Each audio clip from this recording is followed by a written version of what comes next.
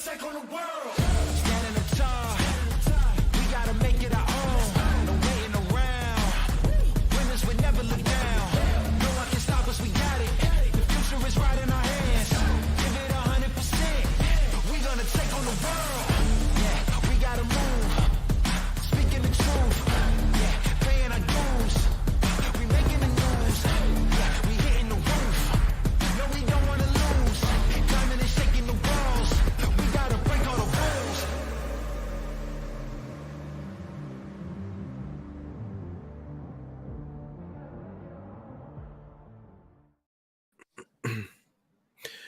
What's going on, Jag Wire Nation? Welcome to another edition of the Jag Wire, where we talk about the Jaguars. I am one of your hosts, Matthew, and we have our co-host, Josh Allen. That's right, the best Josh Allen in Duval County. I guess technically Clay County, right? Well, I would imagine the other Josh Allen has gone back to Kentucky. I think that's where he lives in the offseason. So I think right now, because we're in the offseason, I am the best Josh Allen in Not just Clay/Duval. Not just Northeast Florida, really Florida. Yeah, I don't think you can find a better one. You know, I challenge you to find a better one. But I just realized I got to change that. I got to edit that bump video, man. We got to put Trevor stiff arm from the first Titans game. And we got to put the replay where he trucked that guy in the Kansas City game this weekend in there, and got to beef up the highlights a little bit on that intro video. I concur. Well, let's get down to it. We all know what happened this past weekend. It was my birthday, the most important event that had happened. I am happy birthday. 18 years old. Wow. Crazy, right? I'm still 18. Good gracious. How does he age so well? I know, right? No. It was a happy birthday-ish. Had my family, but the pre-birthday party was not very much. So what, your birthday was Saturday? No, Sunday. Sunday. Oh, gotcha. Okay. So that's why I say my pre-birthday party was the Jaguars, right? Who went into Kansas City and had mediocre barbecue and left cooked themselves, I guess you could say. Yeah, Kansas City barbecue does suck. Got into a chat about that today. I saw that. It is a salty, lifeless, moistureless brick of awfulness. I tell you, the Jags going into Kansas City, tell you what they didn't do. They didn't get the break speed off them, but like every other team in the other divisional round games. So I'm thankful for that. And it wasn't the ending that we hoped for, but it's hard to be too mad about it, I guess. I don't know. That's how I'm feeling currently. Yeah, I wouldn't say I'm even mad about it. Now I know everyone else in the fan battle group, and of course it's a fan battle, so bring on the heat. That's what it's all about, right? But they'll say, you guys are gonna say kumbaya, we had a good season, but you know what? Dang it, you pick number 1 overall 2 seasons in a row, and then that third season you go out and you blow the second by losing only 7 points to Patrick Mahomes. Right. Oh yeah, I concur with that one. But if by the third season you're after picking number 1 overall twice in a row, you lose by 7 points to Patrick Mahomes in the second round, I'm okay with that. Patrick Mahomes. And if anyone else, disagrees with what I say, they're just they've had too much time to sit on the couch because they're losers. Yeah, I'm not concerned at all with the opinions of Titans or Texans or Colts fans. Colts fans just keep talking about their Super Bowl from like a decade and a half ago. Titans fans want to run their mouth, but they got swept by the team that they keep disparaging. So if our team's so terrible, how did we sweep you? And the Texans are the Texans. I'm not worried about or scared of the Texans. They're so bad at football that they're not even good at tanking, and they lost the number 1 pick to the Bears. So they can all take a seat, which they've been doing for a while. But I will say, here's the frustration that I have. Is that it almost felt more frustrating because the game was close, because we didn't get the break speed off us. If we had lost by 30, you could say, listen, we're just not there. Patrick Mahomes is one of the greatest quarterbacks to ever play the game. Like he just, they were on the path that we've been on as far as getting better, getting a good quarterback, putting pieces in place. Been on that path for 5 or 6 years, and we're just starting. But, you just see a handful of plays. That beautiful pass from Trevor that Christian Kirk drops, the fumble by Jamal Agnew, Just the 98. And I tell you what really, I think really sealed the game was when Chad Henne came in. Patrick Mahomes gets hurt, comes out of the game, has to have x-rays done. Chad Henne comes in, 38-year-old, whatever he is, Chad Henne comes in and drives 98 yards, just effortlessly down the field because we couldn't get any pass rush on him. We couldn't tackle the man. So there's just, it's like, I'm not like, fire somebody over it. Right. Right. But it was right. It just felt like it was right there. Like it was within. It's more frustrating because it felt like it was within our grasp. And a couple plays changed the complexion. Even towards the end, after all those other things had happened, Jamal Agnew just he just fumbles the ball. I mean, it happened. Like, listen, it's very easy to sit and be a couch commentator, an analyst, and never having played in the NFL. It's like I'm not mad at Jamal Agnew. I don't think Jamal Agnew could do anything to make me angry with him because I was in the stadium when he returned that field goal against the Cardinals for a touchdown. That's maybe one of the most amazing football moments I've ever seen in person. But it's just one of those things where you're like, it was within our reach, and we just let it slip through. Yeah, no, I agree. I think if on the one game level, I would agree that was tough because it was winnable. It was very winnable. I wouldn't say that we lost the game because you have to give credit with Kansas City. They did what they had to do, but it was definitely within reach and winnable for us. Whereas the last game, I know a lot of people are like, well, look at the last game. We only lost, I think it was by 10 points. But if you remember watching that game, and I went back and kind of watched a little bit, if Kansas City needed to put up 50 points on us, they were going to. Kansas City let up in that first game. They kind of did whatever they wanted to do through the whole game. Yeah. And the score was not indicative of how the game was played. People were calling for Caldwell to be fired after that game because of how he the Colts just marched up and down the field in that first game. Like, I remember, I don't know if anybody in the Jaguars organization was ever talking about it, but like fans were upset. And fans were upset with Caldwell after this game too. They said he didn't double team Kelsey, that he didn't put anybody on Kelsey. Well, Kelsey did an interview, I forget which podcast or who it was with, and said that he was double teamed the whole game, but they didn't get pressure. And you can only hold, even with two people, you're only going to cover a man so long when it turns into a scramble drill. And he said basically a lot of the plays turned into a scramble drill, and he was just able to get open and get away from the coverage. Yeah. So I think the biggest need in the offseason, in my opinion, is pass rush. We got to do something. To get more pass rush because they were just invisible for a lot of the year. Yeah. I think I immediately want to say a lot of holes that we need to fill, but relative to our previous off seasons, we have a few positions that we need to fix. Yeah, I think the big problem is going to be free agency. Yeah, I think the bigger problem is going to be free agency and like salary cap situation that they're in. Like people are talking about bringing Shaq Griffin back. I say cut that dude. Like let him go. Bye.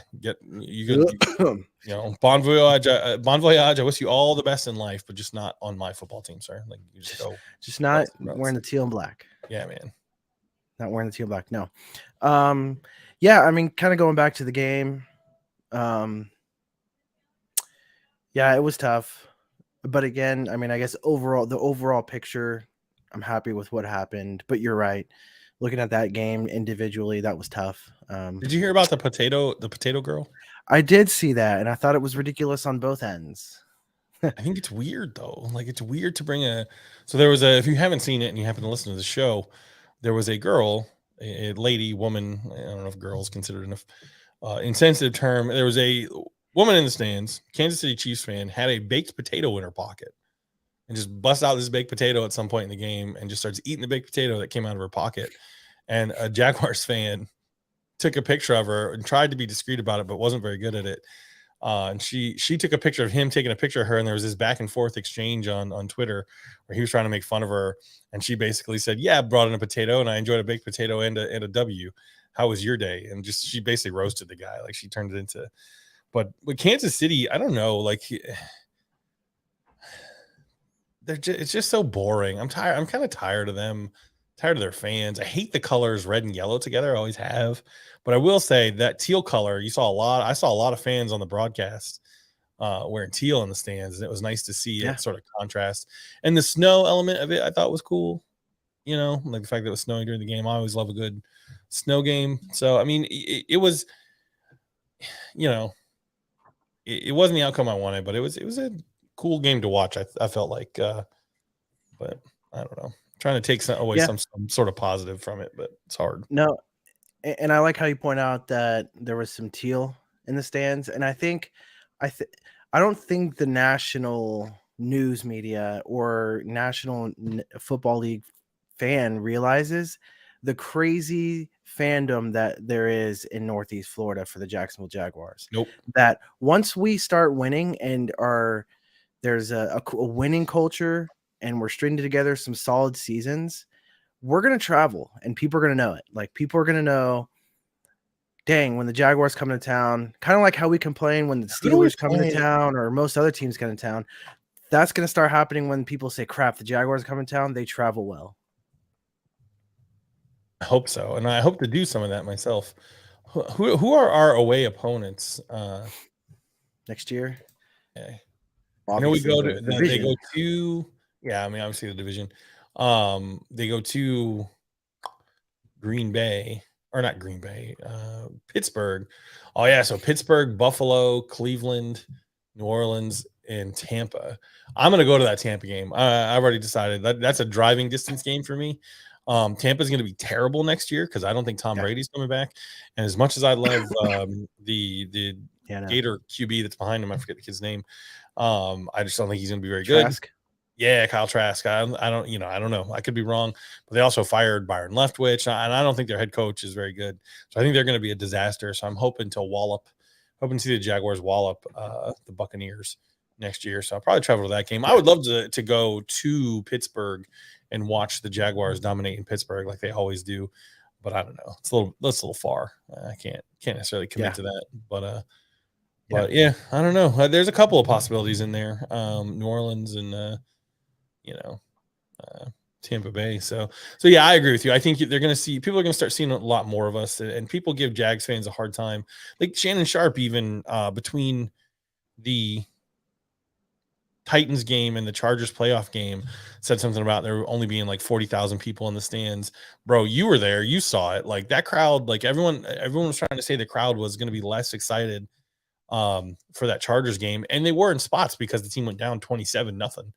But that atmosphere was electric, bro. And like in the third quarter, when Marvin Jones scored that touchdown and they started playing Knuck If You Buck on the stereos and people just started losing their brains, like the crowd just started jumping on. Like the Jags fans are a good fan base. We don't have millions of fans like some of these teams that have been around since right. the 20s or whatever. But like the fans that are there are good fans. I'm just very tired of like the jokes about the Jags not having fans and the fans not being very good. Right. People can just part of the problem is in-house, right? We just haven't fielded a product that's worthy of positive national attention. But, I think that narrative is about to change. Like second highest rated game in terms of viewership was that Chargers Jaguars game.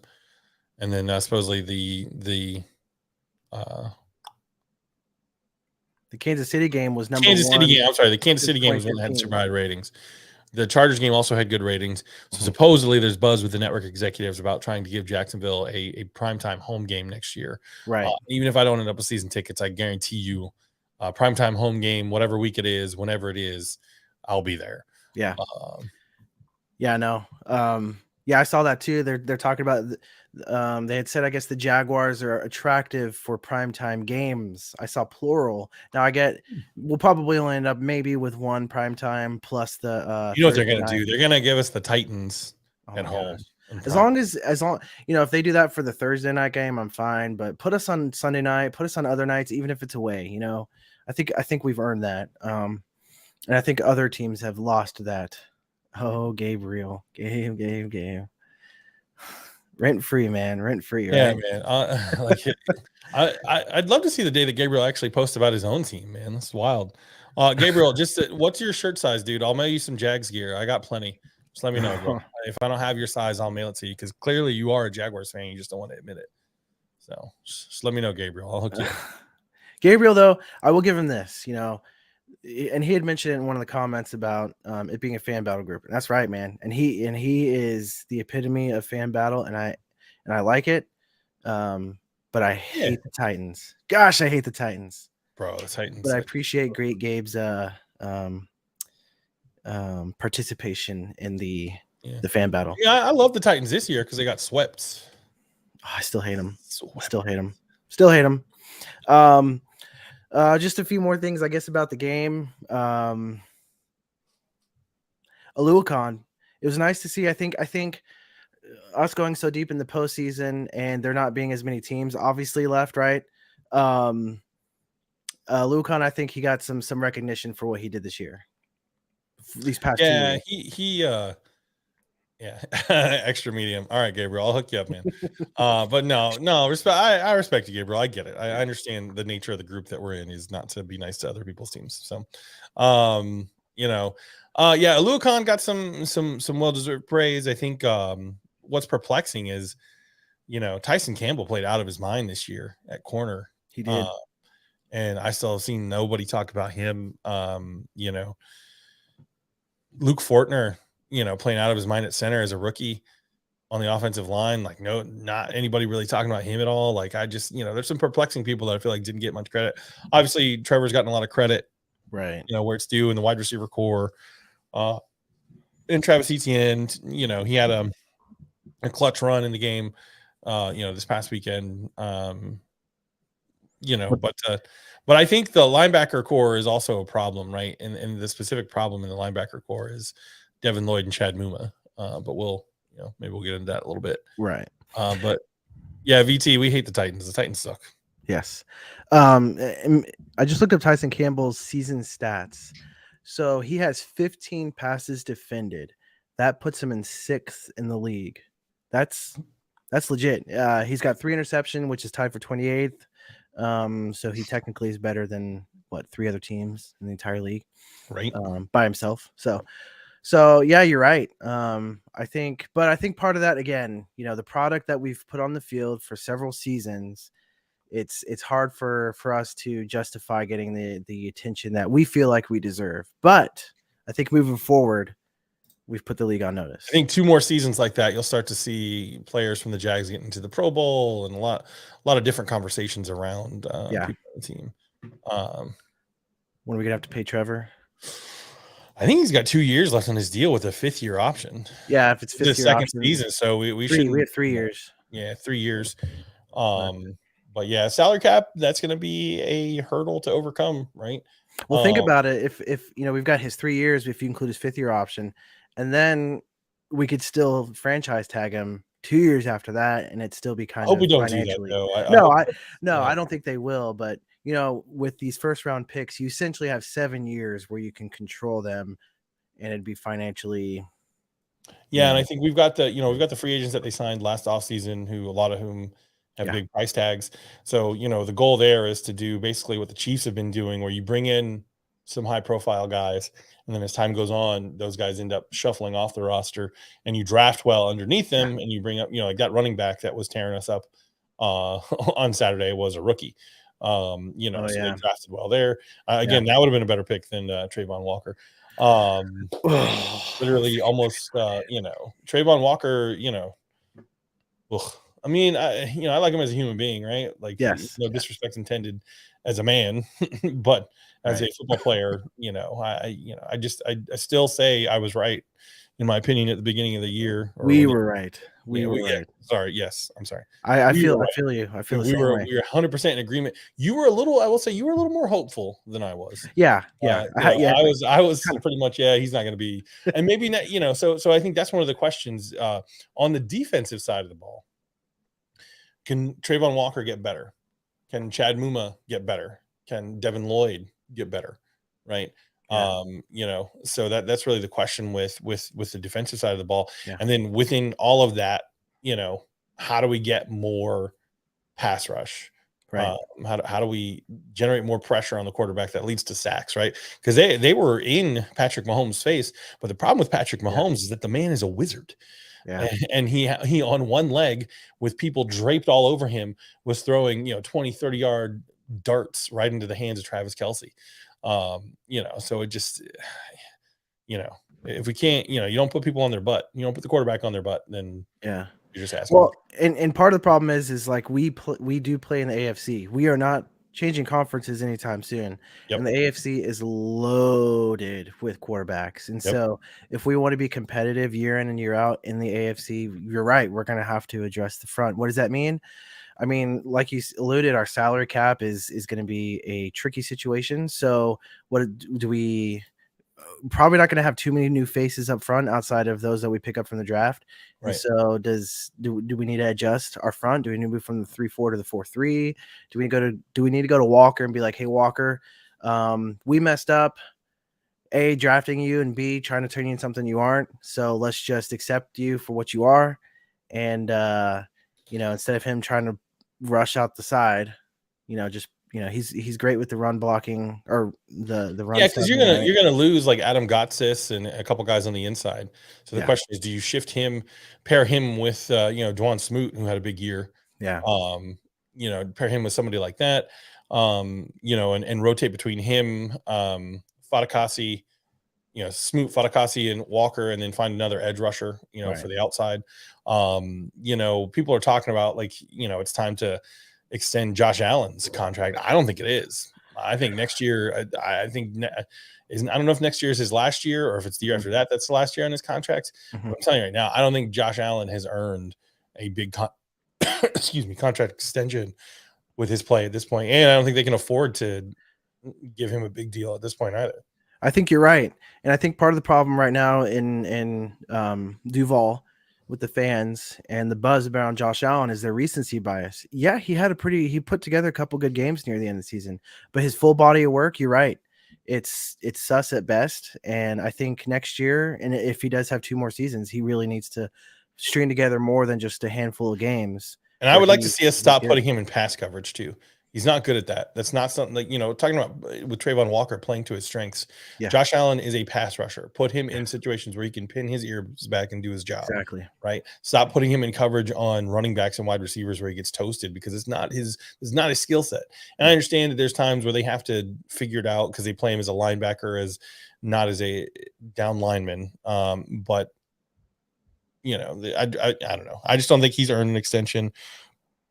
I don't think there's anybody really that they should offer an extension or a reworked contract to. They're going to have to restructure somebody's contract though to be able to keep.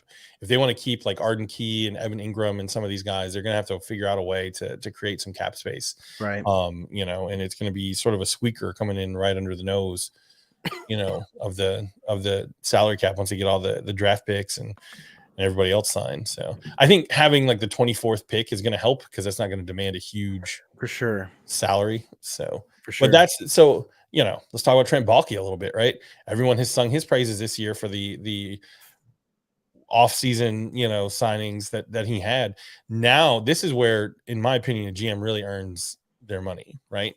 When you want to keep these players, you want to keep enough of the players to figure out the players that you brought in, the ones that are worth keeping, and stay under the salary cap, and then still plan for the future. Because if we're going to keep Trevor Lawrence and he's going to keep playing at the level that he's playing, this rookie deal that he's on, he's going to have to get paid a lot more than that. So, I'm sure you've seen in the news that Doug Peterson wants to include and Trevor Lawrence wants to be part of some of the decisions moving forward with the team. And but I think that Trent Baalke, I think he's just going to do whatever he wants to do. And I say that because of what he's done previously. In my opinion, I don't fully trust Trent Baalke's decision making, to be perfect. Right, and I don't either. And I think last year during the draft, I think Hutchinson was a Baalke move, not a Peterson move. That's just my opinion. I remember last year's draft, and we, as we were going into it, and as we came out of it, it seemed like it was definitely a Baalke move and not Peterson. So I'm hoping that when they picked Trayvon instead of I'm sorry, yeah. When they put Trayvon over Aiden Hutchinson, I think that was Balky. Yeah, I don't Not think Peterson. Peterson's that stupid, and so that had to be a Trent Baalke. Right. And so I wonder though, like, yeah, you're gonna have Trevor in the room, but is Balky gonna listen, or is Balky just gonna do what he wants to do? Yeah, you brought like you said, and you make a good point. You brought Evan Ingram in. The guy's proven we need him. We have to have him. Dude is Are you crying good in enough to keep him? his last press conference about how much of an impact Doug Peterson made on his life and how much he Yeah. wants to be a Jaguar. And you're telling me you're going to sit there. The dude is the best tight end we've had since Kyle Brady. And, Trent Baalke, I don't care what you have to do, Trent, figure it out. Yeah, Keep exactly. that man here in Jackson. This Balky, if you can keep Evan Ingram and a couple of these other pieces that you brought in that were I'll give it to you, man. Tip of the hat to you, Balky. You made some good moves.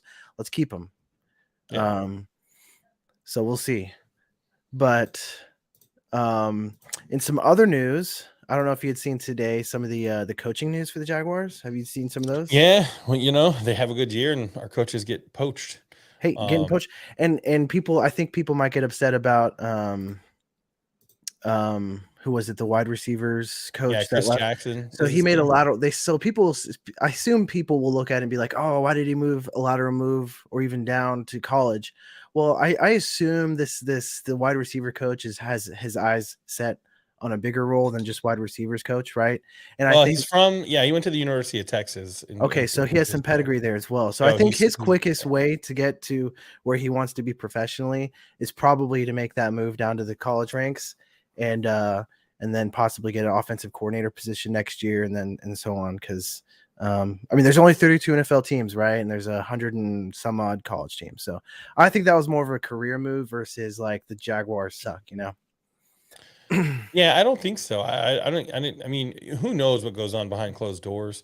But there were rumors of that, and Harish Nukla, who's on the AFC South Fan Battle podcast, was telling me that he thought he was going to Texas. And I told him, I said, that sounds crazy to me. Like, why would you go to Texas? The year you just had, they're on the verge of something great. He's going to get Calvin Ridley into that wide receiver room, hopefully, this offseason and start to get to work with him. But people, man, the University of Texas and the people that are fans of it are cultish. He's probably going to get paid more. Yes. From what I read at the University of Texas than he would in the NFL. I don't know. Everybody's got to make the decision that's best for them. I would imagine I think he's from Texas. I think the guy's like from Texas, went to Texas. So I would imagine he's got family down there. So maybe that plays into it. I know for me, that would be a big decision, factor in that sort of decision. So, I mean, it is what it is. That's going to happen regardless. Like I saw some Jags fans freaking out a little bit about our coaches, because another one that's getting interviews is Jim Bob Cooter, who has my absolute favorite name in all of coaching. The passing game coordinator. Yeah, the passing game coordinator is getting an offensive coordinator. Interviews. I think with the Buccaneers is what I saw. Listen, coaches are going to leave. You got to. That's part of it's part of the NFL. So we just got to trust Baalke and Peterson to figure it out. Hopefully, Baalke lets Peterson have a lot of input into that. Given Peterson's success this year. Because let's not forget, Trent Baalke was also responsible for hiring Urban Meyer. So I know a lot of Jags fans listening to this may think it's weird to question him after the season that they've had. I think this offseason will really tell the tale for Trent Baalke. Is he good at being a GM, or did he just get lucky and throw cash at some guys that everybody thought were good players? Everybody that he brought in as far as free agents, I think over the whole league, everyone was like, oh yeah, those are good players. Everyone knew they were good players. There was a bidding war for them for a reason. So did he get lucky and throw cash at a bunch of dudes that were good, or is he actually, does he have a plan that puts all these pieces together, that go into running a franchise? But we'll see. So I think I'd say Baalke's kind of in the same situation, at least from my perspective, as Josh Allen. Yes, you strung together some solid decisions. Let's see some consistency there. If you can prove to me this offseason, making some good decisions, I will take back everything I said about you. Well, no, I don't. No, I won't, because what you did then was deserved. All the hate that you got was deserved. Yeah, all the clown noses and everything, that was 100% deserved. So, I take back nothing. You did better this year. Prove it to me next year. If moving, like if you would have told me last year all these moves and all the success that we'd have had with Baalke's decisions, I would still say, yeah, I still want him fired though. Honestly, back then, obviously today I'm fine with where he's at, but 6 months ago I would have said, I think it's it's exactly what you said with Josh Allen. It's recency bias, right? Yeah. The team is coming off this run, that was spectacular at the end of the year. So it's hard to, I think a few months in, once we get into free agency and the draft, then, we'll see if people turn on the Trent Baalke hate like they used to a little bit, but yeah. who knows? And then other coaching news for the Jaguars, head coach Doug Peterson was named 2022 AFC Coach of the Year by 101 Awards. That's right. Everyone knows the 101 Awards, right? Yeah, definitely. I'll be honest, Totally. never heard of him. Never heard of him. Don't care. I'll take it though. Right. Clearly, Doug Peterson has been in every conversation I've seen for Coach of the Year, except Christopher Remington, who's part of the FC South fan battle group. He just likes to troll and say that he doesn't think that Peterson is a candidate for Coach of the Year. But I don't know how you don't include him. Obviously, Brian Daboll in New York, and there's a couple other guys that you could talk about. What's his name in San Francisco. I forget his name, but anyway, the head coach of San Francisco. Right. But to not include Peterson in the conversation, you're dumb. I'm glad he got a little bit of recognition, even though I literally never heard of these people until they gave out this award. But I'll take it. I mean, when you go from being the team number 32 in the entire league to one of the final 8 next year, there were only 8 teams left, only 8 teams standing. And the worst team in the league before the previous 2 years was one of those 8 teams. You deserve some sort of nod in the conversation, at least. I'll get it if he doesn't get it. If he doesn't get it, right? Because I think the Giants, they did pretty well up there. They also are in a more prominent market, right? They have a bigger market. More people know about the Giants, right? So I would get that. I think San Francisco, if he got the nod, I wouldn't agree just because it's kind of a ready-built team, right? It's kind of like, yeah, you did have to go through 2 tough injuries, but did he coach Brock Purdy to be as good as he is? Or, you know what I'm saying? Yep. Where I think as a coach, what other coach made as much of an impact on their team to success as Doug Peterson? How much of a team's success relied so heavily on a coach as the Jaguars? I think the Jaguars would be heads above everybody else if you just look at the product that we had last year on the field. If you look at the product from last year and the product this year, what's the biggest difference? Yeah, we got some good playmakers, but I think the biggest was the infusion of a competent Super Bowl winning head coach. I mean, to the choir, man. I totally agree. I don't know how you can look at any of those other guys and say that they did more with a worse situation than Peterson. And even if you could say, well, he had all the talent there, well, that just makes it even more so. I mean, look at what freaking Urban Meyer did with almost some of the same talent. I mean, dude, just. I saw a crazy stats. The Urban Meyer was only the 4th coach in the history of the league to be fired after his first season, or first season. During his first season. Yeah, during his first season. So 2 of those coaches were this year, right? With Denver's head coach. Yeah, that's crazy. Yeah. Yo, think about this too. Think about how many bullets we dodged this offseason. How many fans were screaming for offensive coordinator down in Tampa? Why? I can't think. Byron Leftwich. How many fans were wanting Byron Leftwich? Listen, I'll tell you, I was. I thought, they were, because I hated Trent Baalke so much. I wanted them to bring in Leftwich and let Leftwich pick, have a say in what GM you wanted to work with. I don't know that the bad season that they had is entirely on Byron Leftwich in Tampa, but that's a topic for another podcast, probably. Right. But I clearly think, looking back, hindsight being obviously 2020, Peterson was 100% the correct choice. Oh, for sure. As head coach of the Jags. But we dodged that bullet. Think about that. The guy has now been fired from his position. And also there were some people who were wanting Hackett, because remember, Hackett does have some ties to the Jaguars organization. And I remember people saying, we want Hackett as our head coach and we need to jump before another team does. And Denver actually did jump. And I remember some people being upset about that. They weren't as upset about Hackett as they were with Leftwich. And I'm with you. I was kind of wanting Leftwich too. But I just thought it'd be cool. Like he seemed like he was going to be good, right. a good fit, and he's a former player. He's a Right. former player who was done dirty. When they had David Garrard take over. Yeah. After he was the starter, like it was this sort of a cool, like, It all comes redemption story, so to speak, for Byron Leftwich. But again, obviously, I was wrong. I was wrong about many things. I'm working on an edit of previous episodes of the Jag Wire with all of my terrible takes from this year about Trevor Lawrence and all sorts of things. So that'll be something we can throw up at some point, and I'll laugh at me.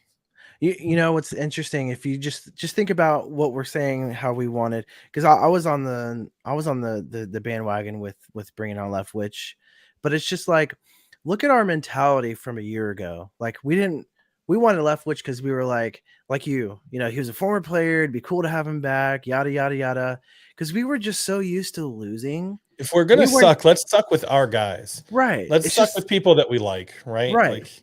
It's like we suck and we've always sucked. So let's just make it fun and cool and interesting and heartwarming because we're going to bring this player back. Whereas now it's like, no, we need to make decisions to win, right? Like the next wide receivers coach needs to come in and know that we're going to win. We need to win, like speaking of which, how cool would it be if we brought back Keenan McCardell, who's been doing some interviews as offensive coordinator. Now, I don't know if that's just to satisfy the Rooney rule. That's just my Where's he at now? Where is he? Minnesota, right? I think he's in Minnesota or Baltimore. I'd be okay with that. I mean, Vikings. Yeah, he's Vikings. But he interviewed for the offensive coordinator position up in New England. Oh, that's cool. Where we all know. The Bucks are going to interview him also, it looks like. Yeah. So I think it'd be cool to bring him down. I don't know if that'll ever happen, but that would be that will be an interesting search, more so than in previous years, just because I think we have a stud wide receiver core, especially infusing Ridley into it all. So yeah, I've never been more confident in a head coach to be able to make staff hiring decisions than I have in Doug Peterson, right? Yeah. So I just, there's a lot of stuff where, people want to analyze every little thing and be experts on all the things that the team does. Like, I just want them to win, keep the success going, keep the train rolling, do what you got to do. I don't care. Literally, listen, we have a man named Jim Bob Cooter on the staff. If you had told me that you'd be good at coaching football, I would have laughed at you, but apparently he is. So it's good enough. Yeah. No. So yeah, coming out of this last week, I think it's awesome. The last week was the second round of the playoffs for the Jaguars. How awesome was that? Like, looking back, yeah, we lost, but it's like we lost in the second round and that was the end of our season. The rest of our division have been sitting home for at least 2 years, right? At least that's what it feels like. I tell you, the Titans game and then the Chargers game are two of the most wonderful sports experiences I've ever had in person at a stadium, watching a team that I enjoy. You went to both of them, right? That's right. Yeah, I was at both of them. And I was in the end zone right in the corner where Josh Allen picked up the fumble and ran it back. And people were going nuts. It was just, if you get a high five in with him afterwards. No, I was way up high, but he sheesh, sorry. He came back out on the field that night. I was going around to the crowd down at that were all on the edges, and giving high fives and like doing autographs and stuff. So that was pretty neat. But what I've been telling people is if I sat you down beginning of the season and said, Matt, your team is gonna be down 7 to the Chiefs in the divisional round of the playoffs with the ball in Trevor's hand, driving down the field with 5 minutes left in the game. I can't tell you any other details of the season. Would you take it? If I can guarantee you that outcome I just gave you, would you take it? I would snatched it and ran as fast as I could. Yes, we would have run for the hills and said, I don't care. Shut up and take my money. Get away. This is mine. Tell me what I got to do to make that come true. So, this season was a success. This season was beyond, exceeded everybody's expectation. So it is. Now I want more. Their slogan was the job's not finished, and they talked about we want more. Well, yeah, I want more next year too. So we'll see what happens. Yep. Well, awesome. So for those of you that are still hanging by, this is not our end of season recap. Nope. We still have a few more episodes going before we slow things down. We're not going to completely stop. There is an off season, but there's the NFL continues on even in the off season, and we'll definitely be here to report that, talk about it, and scream to everyone else in the division that we are your daddy. Yep. The division champs, and Yep. will be Mhm. until we aren't. And Yep. you'll never forget that, because we will both be here to tell You you. want to be the best, you got to beat the best. So come get some, AFC South. So you guys, thanks again.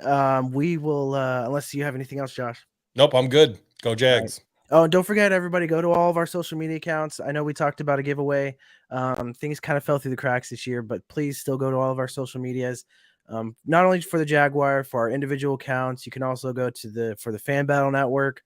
Look up Fan Battle Network. That's in the Twitter, it's in YouTube, Facebook, everywhere. Follow, share, subscribe, comment.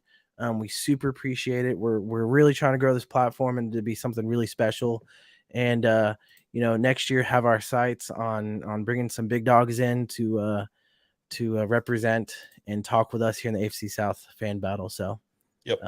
appreciate you guys hanging out with us, and we'll see you next time. See you.